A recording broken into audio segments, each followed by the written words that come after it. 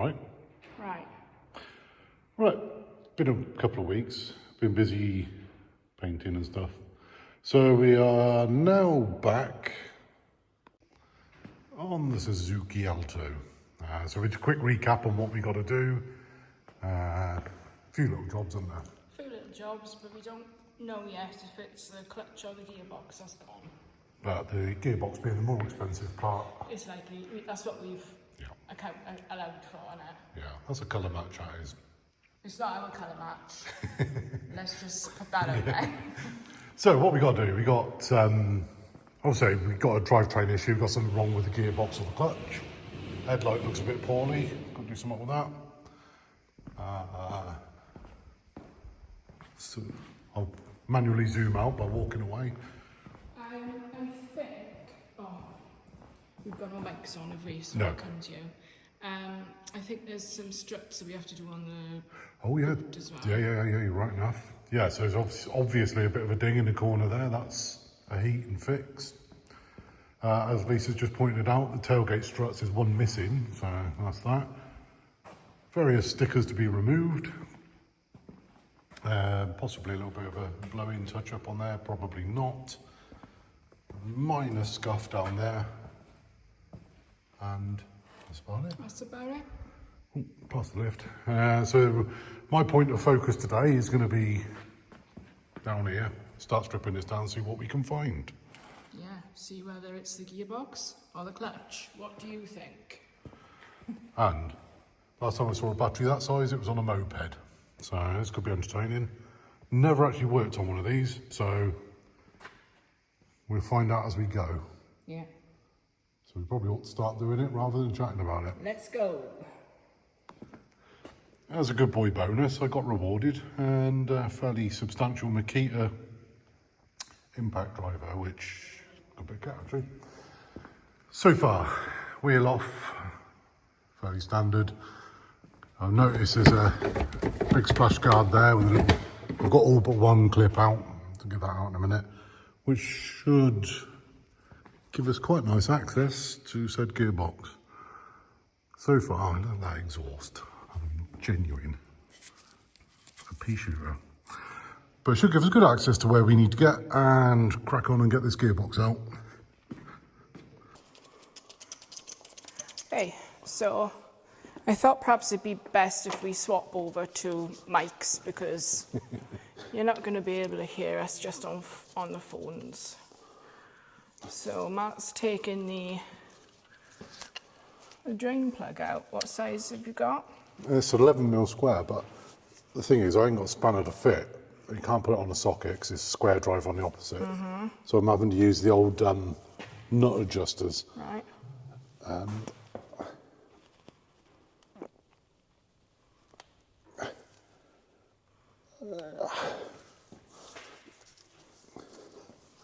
there she blows. But already I can see there's what's that stuff? The thread sealer. Oh, thread sealer. Okay. So I'm imagining that's never been off. Yeah. I should think you're probably right.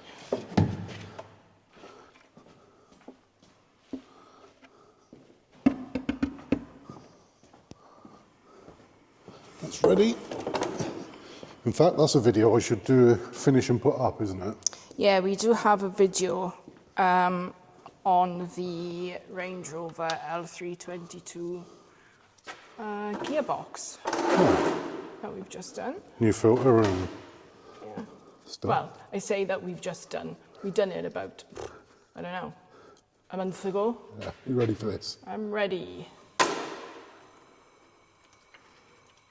But you know what?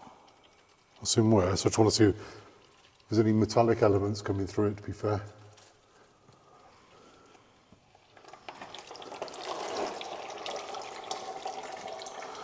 Because if you look at the magnet on the back of the sump plug, look.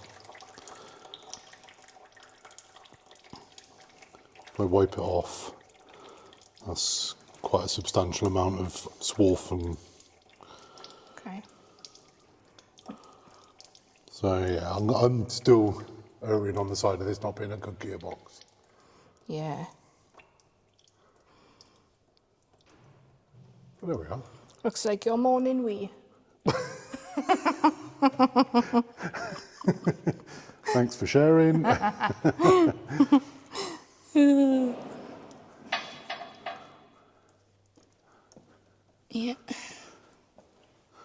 Yeah, if you get in the light, you can actually see quite metallic in. Right, let's have a look then. Let's go over to the light. Put that there. It's a bit dark under the car, but Yeah, strange that. But you can hear it. I can feel it actually. But there's nothing horrific, to be fair. Nothing more than I wouldn't expect, but.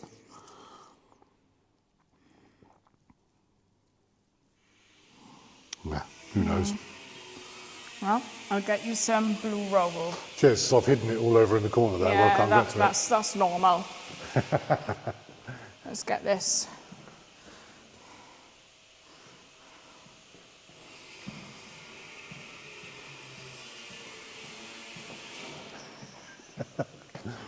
Thank you, Mrs. Dispenser.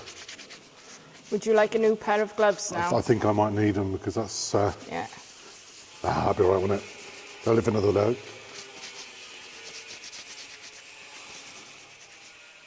You good? Thank you.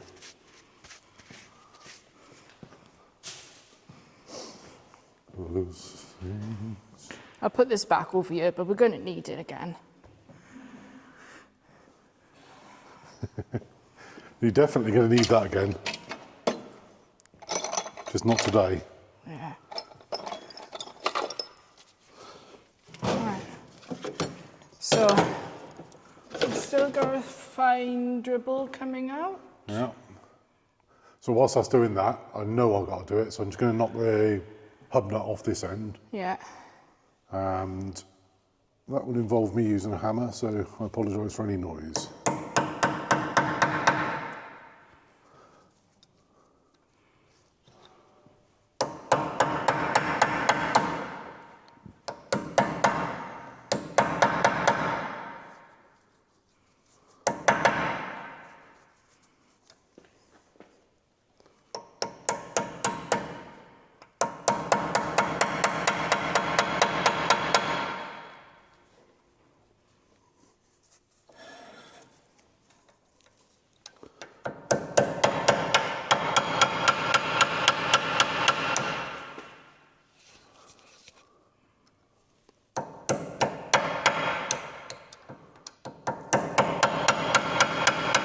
There's a tool for every job. This ain't it.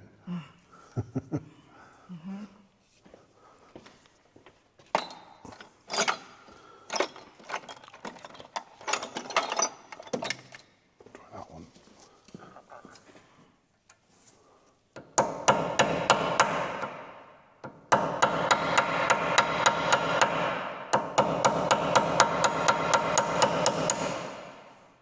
Probably buzz off now.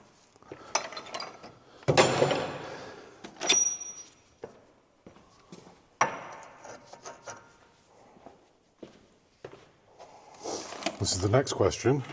Have we got the right size? What size is it, do you think? A guess. Yeah. Late 20s. I've got a 32 there. Too loose. So it's Too loose. Too loose. So we're going to go down to 30, which I might have to go into my set 4. Right, now that he's had to go over to the shelves. I mean, Thing is, we're still not organised. We still haven't moved in properly.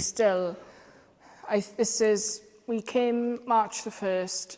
We've just gone May the 1st.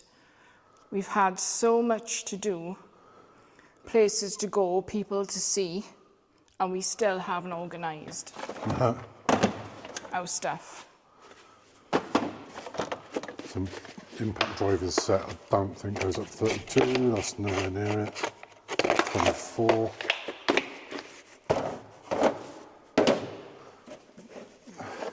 Because when we moved in, I just shoved all them up there. They have not been sorted since, Well, last year. yeah. That's steady 30, that is.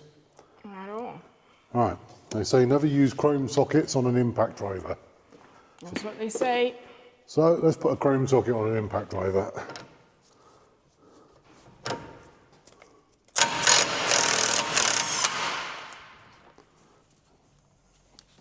Handy job.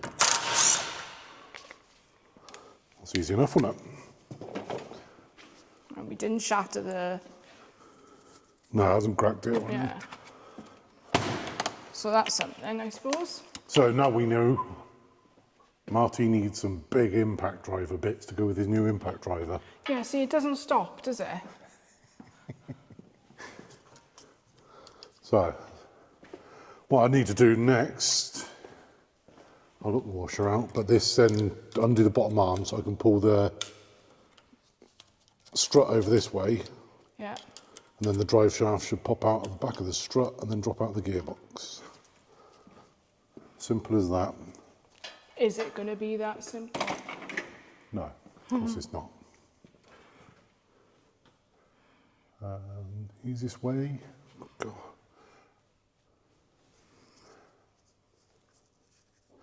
I'll drop it off the bottom there because that looks quite clean and tidy.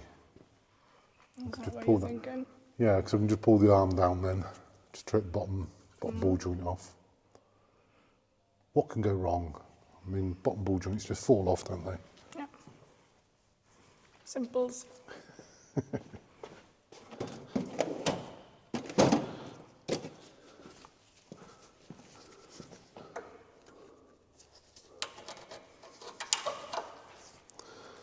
See, I've got hundreds of little empty boxes for putting bits in while I'm doing stuff like this. Well, you have, Up there, look. but see, we haven't sorted that either. No. So here's our, This is our wall-mounted shelf system. yeah, that we still haven't wall mounted. No. So, yeah. But it's the thought that counts. Yeah, well, Because what I'll do is strip this down, and then we'll say it's the gearbox. We'll order another gearbox. Cheapest one's drive up to Birmingham, so that's a day out. Go and get the new gearbox, bring it back down here. 2 weeks will have passed, and I'll have forgotten where everything is and where it goes. And then Lisa will look at me like I'm trying I'll to do it remember. on purpose. I'll remember, you won't. I'm going to guess it's 17 mil.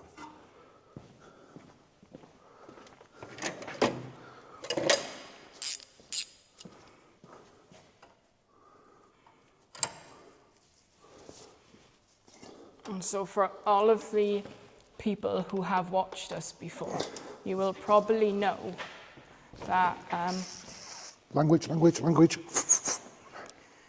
know when it finally lets go and your hand slips and then your knuckle's the thing that stops it on the knees? well, I heard something, but I was walking over to the Defender. Anyway, never mind his knuckles. I was bringing you over here. Those of you that know, we have been painting this Defender.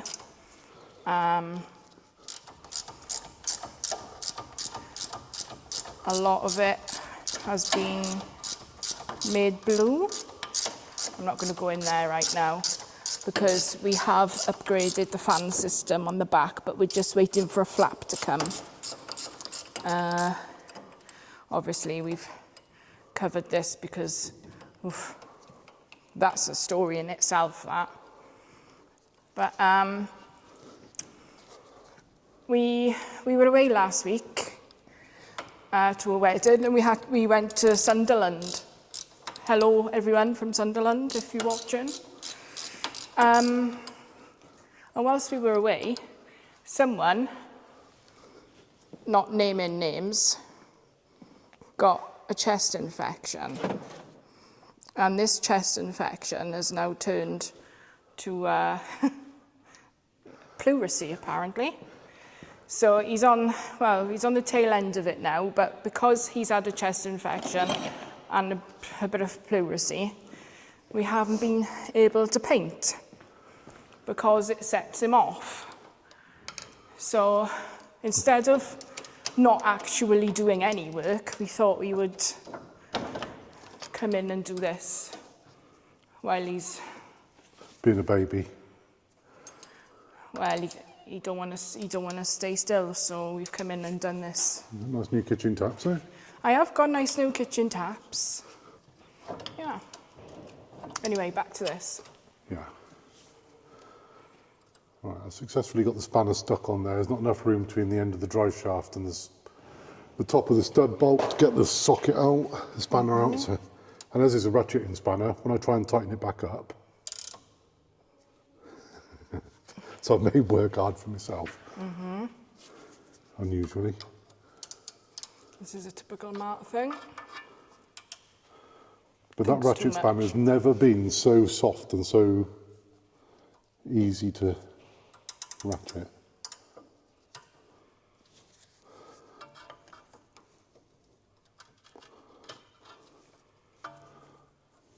This is a close-up of my disaster, is it? Yeah. See, Mart is an overthinker. Some things he gets really, really spot on for his overthinking.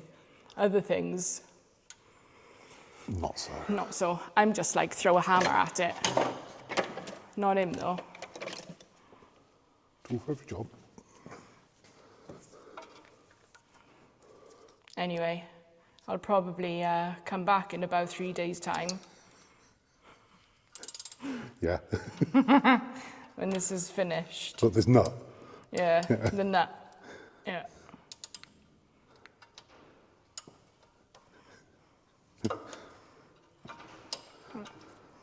I'm trying to be as...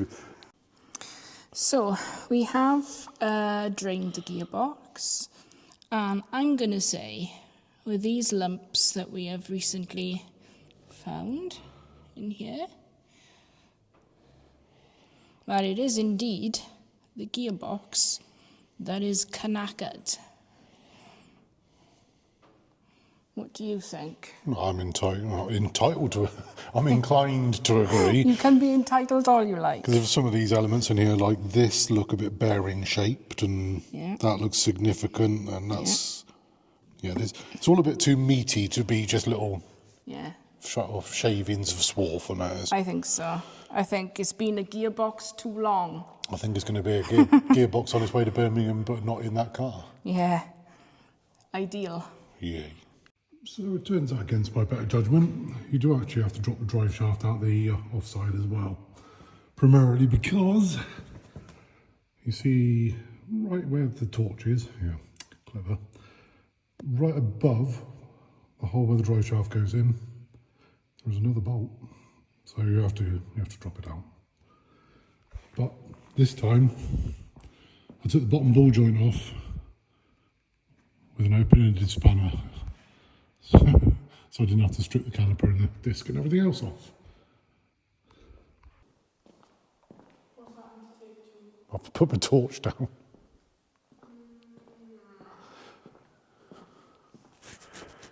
I'll be back. Okay, minor hiccup. So, as usual, I have ploughed into this without a care or regard for recording it. And we've got ourselves to a point of this. Gearbox is still there. And we have battery out, battery tray out, all of the induction system, inlet manifold, injector bar, the lock comes out. You reach down the back to get to various electrical connections and the bolt for the starter motor. Goes in down there, round the back, through like an S-bend, so you can break your wrist to do it, and it's a good one. Other bolt goes through there for the starter motor, that pops off, that's the start. There's a ring of bolts all around the top of the bell housing, all those come out nice and easy, 14mm.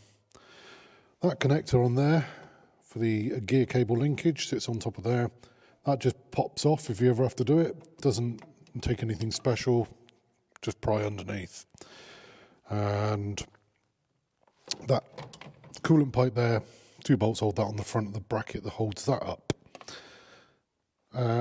That's that from the top, very sort of basically. There's lots and lots of little bits you have to unplug, unclip, pipes you have to remove. Yeah. Let's have a look underneath.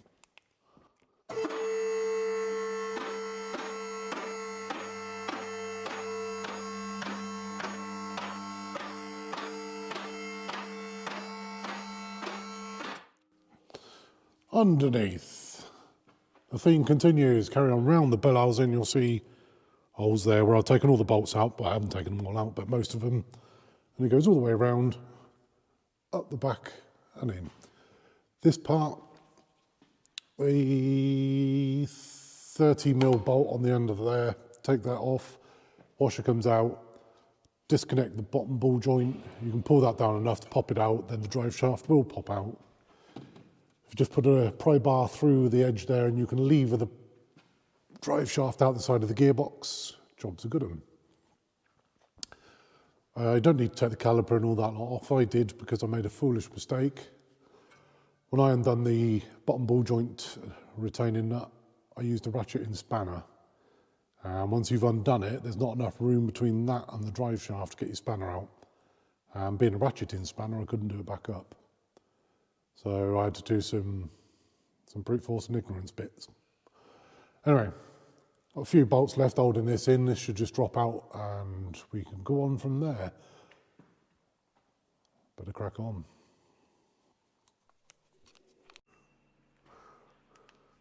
And with a jiggle and a wiggle, it's out. Right, I didn't take a lot of the gear off it. I'll show you the box in a sec. Didn't take a lot of the gear off. As you can see, there's a few scars and marks on that bottom hose going up there.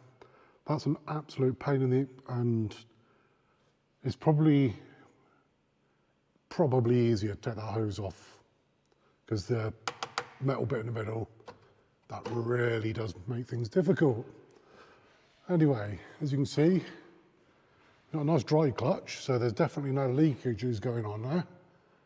And that's about as good as it gets for the clutch, because as you can see, look really carefully, if I can get a right view on it.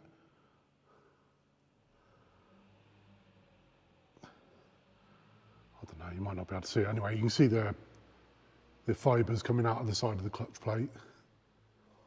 So I would assume that's ready for a new one, to be honest.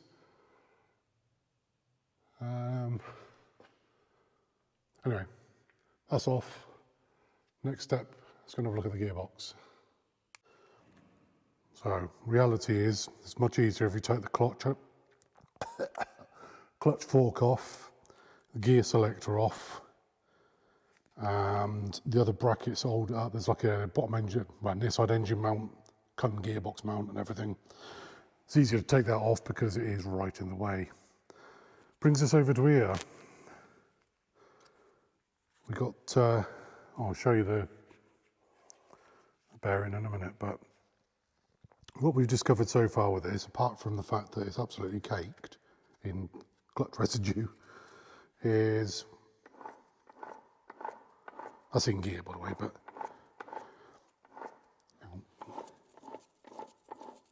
I can hear the bearings whirring inside it now, so I think it's safe to say it's not a good gearbox. So in second and fourth gears, it's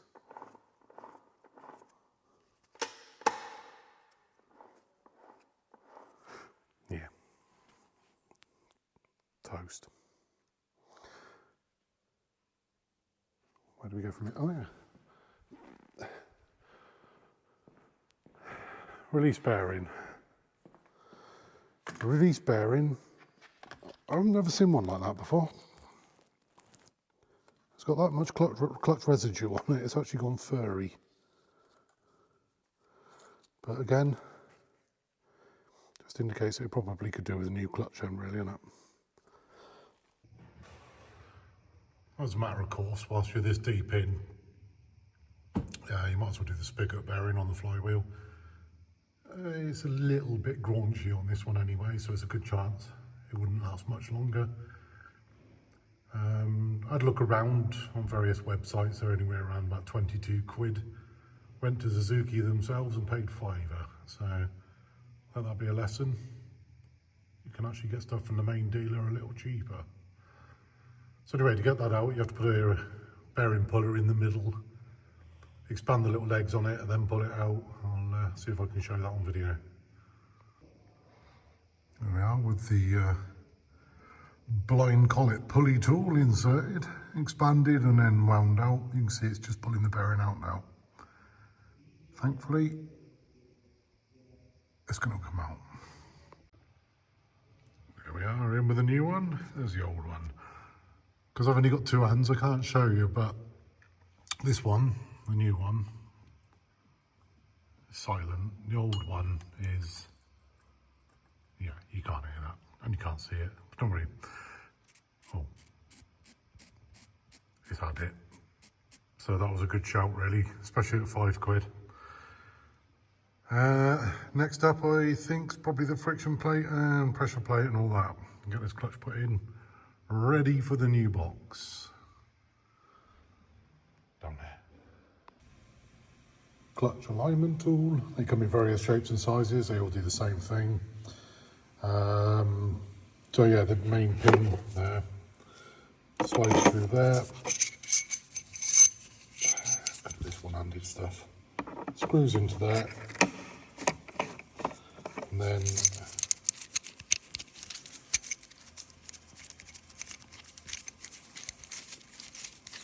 there's eventually screw in, honestly. Yeah.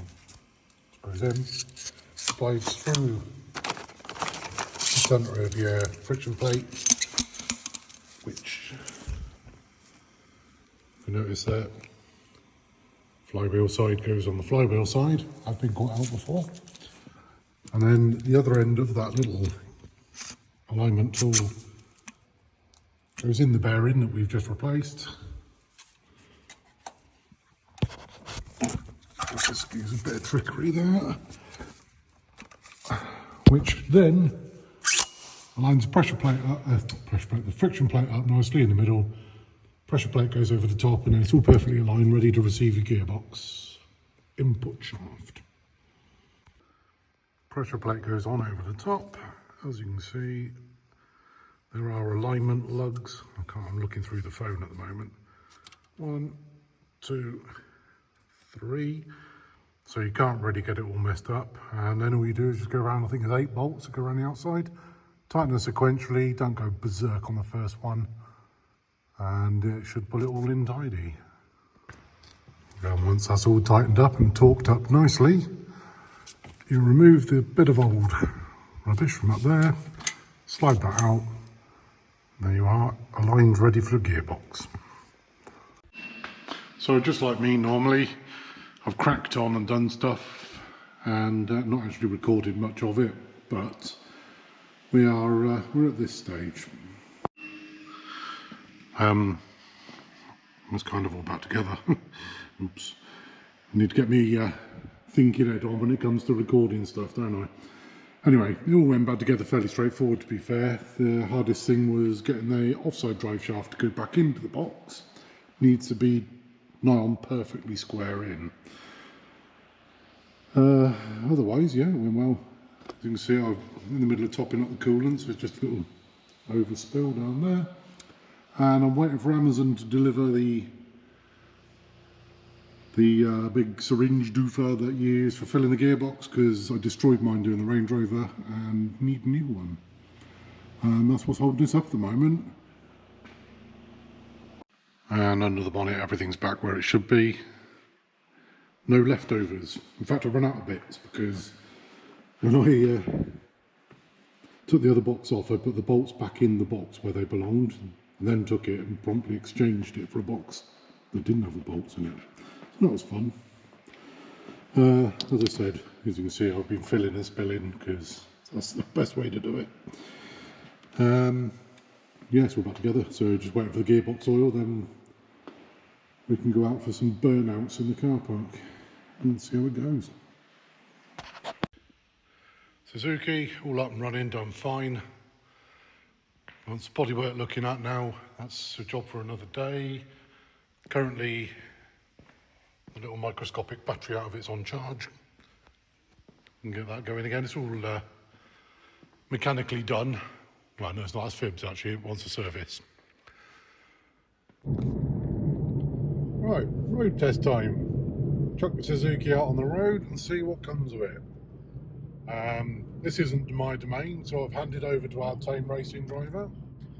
and we'll see how it goes through the gears, because if anybody's going to use them all, they'll be used. yeah, up and down it like a fiddler's elbow. So at the moment I can tell you the heater works, Yeah. and that can go off. That's nice. So far I think we're in fifth. And there's no grinding or graunching or any of the other unpleasant sounds. So, bit of a job, but it was well worth doing. And like so many other people, they say, it just keeps another jalopy on the road, doesn't it? Yeah. Yeah, quite impressed. Gonna go get some fuel now. Yeah, we're gonna go. Oh. Actually, at the moment, we're taking on what looks like a massive JCB telehandler type thing. Hopefully I can get in reverse. Oh, look at that. Yeah. I'll be the reversing. Oh, Christ, I'm alive. That was the clutch. Oh, He's pulled in for us. he's pulled in for us. He knows. There we are. Just so you can hear this beautiful engine. And see the dude there with his bucket full of rocks. A bit of a beautiful countryside. What a nice day. Yeah. Anyway, we'll report back in a bit. Okay, it's all gone as planned. And we're just doing a little outro video of here. You can see the cows running in the background as Lisa comes herring round the corner, taking on DPD. Anyway, the crux of it is, at the end of the day, there was a couple of little knocks and bangs that we had to sort out. Loose trim on the front bumper and a rattly caliper. But otherwise, that's all done now. It's all mechanically safe and sound, and it goes really well. So we're going on to the bodywork, but we'll do that in another video. Cheers.